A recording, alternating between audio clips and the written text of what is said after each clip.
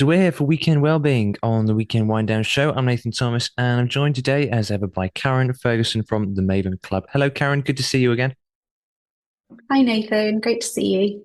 How are you doing today? I'm doing well, thank you. Yeah, really well. Had a nice morning, and I've been catching up with all lovely people in my work today, so it always makes you feel good. Oh, it does, doesn't it? Fantastic. It's really great to see you again and back for another Weekend Wellbeing. This is all about sort of bringing you we're just taking a moment to think about how we can look after our well-being, which is something that can be on the back burner when we're so busy and in a world where it seems like it's non-stop, isn't it? We've talked about this before, Mm, but because of certain hmm technology, we have the amazing freedom to talk to people around the world, but it also means that it's hard sometimes to get that peace and quiet that would have been so easily attainable before. Yeah, and sometimes it's just about being intentional to sort of stop and reflect and just even think about how you're feeling and what's Mm. going on. So hopefully these times just help people to stop before they start their weekend properly and think about what they're going to do this weekend to look after their well-being. Yeah, definitely. Really great to see you again, and really curious to know what you've got for us this week. Well, this week I want us to just focus on this theme of kindness. So, actually, it's going to be in the Pure Media magazine in the November edition. I just talk a little bit more about this as well. So, hopefully, your listeners are reading the magazine as well. And so they won't be able to escape kindness at the moment as we focus on that. But I'm sure that many people have heard of the movement, the initiative about random acts of kindness. And that's been something that's been going for a long time and really was initiated because of a bit of a response to the level of negativity in the news and just thinking, can't we make kindness the norm? What a great sort of tagline, hey? Let's just make kindness our norm. Yeah. And it's a fantastic thing, and it's particularly lovely when just those acts of kindness towards strangers can be the difference for them. You never really know what's going on in other people's lives, do you? And if we make it our norm to be kind, it might be something that really does impact somebody. Even if we never get to find that out, at least spreading kindness, it's contagious, and that should just be something that we get excited about doing. But I actually wanted us to think this weekend a little bit more about perhaps being a bit more intentional about our acts of kindness. So, yes, please engage and make it your norm for random acts of kindness. But sometimes the people that are nearest and dearest to us, they end up getting the worst of us, don't they? They end up getting the worst versions of us. And obviously, some of that is because there's safety in those relationships. But um, sometimes we save our worst for the ones that we care about the most. And so I wanted us to consider that if we were to embrace random acts of kindness being our norm and being kind as our norm, then what does it look like to intentionally be kind to those that we really do care about? So that might be our family members, or it might be friends that we have, or colleagues that we work with. And so I have created a little game that I want to challenge everybody to play. And why not start this weekend?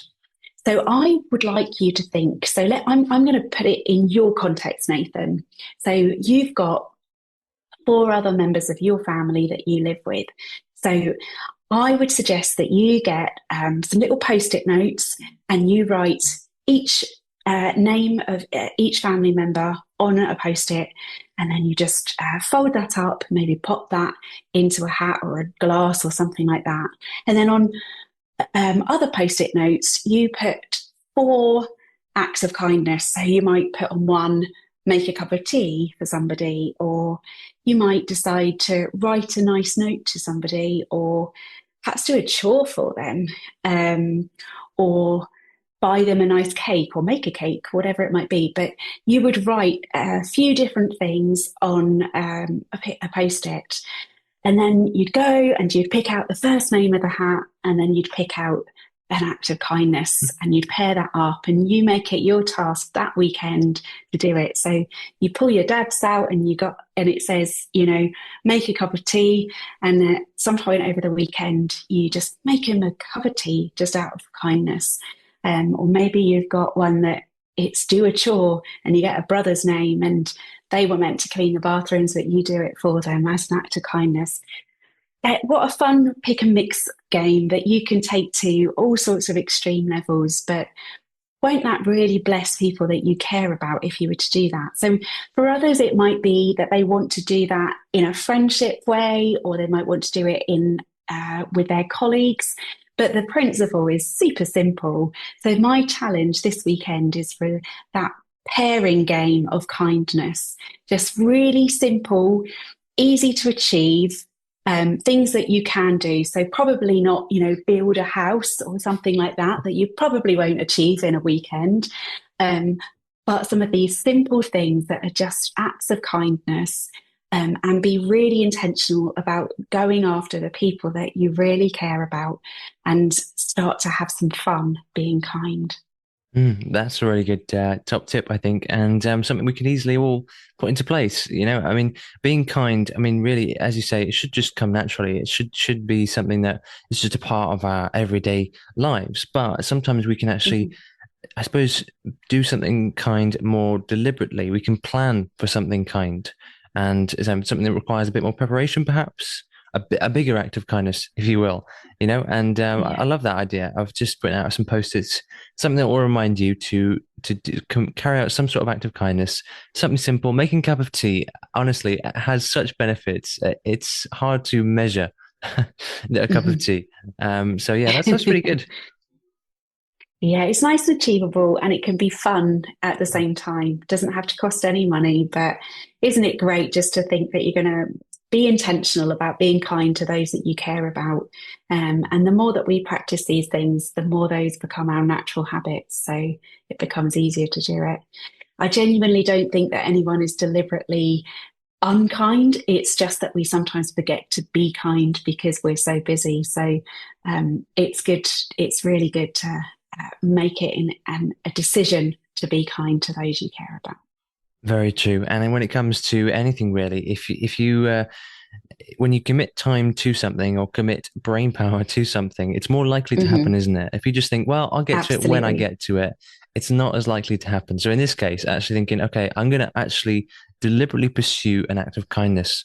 And that's really important because, it can be easy to let that sort of, like you say, when we're with people we know very well, we can easily sort of become, I guess, more honest, and that's really good and healthy to be more open. But sometimes we can actually forget that also should mean we're even more kind to them, even more caring, even more thoughtful with those people we know well.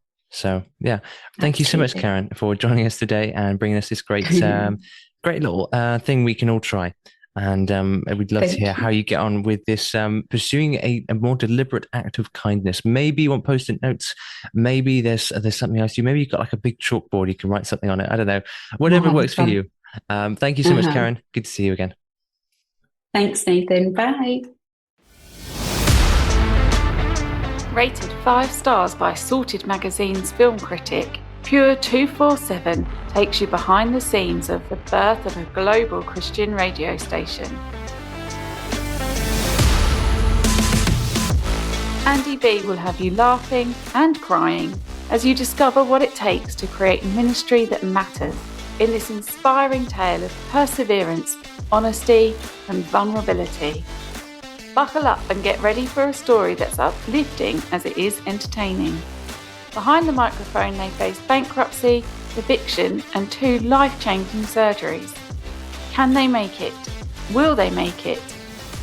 Get your copy of this life-changing book today. Pure 247 is available now on Amazon. Andy B is best described as a man after God's own heart, who insists that God's vision and resourcing trump all handicaps.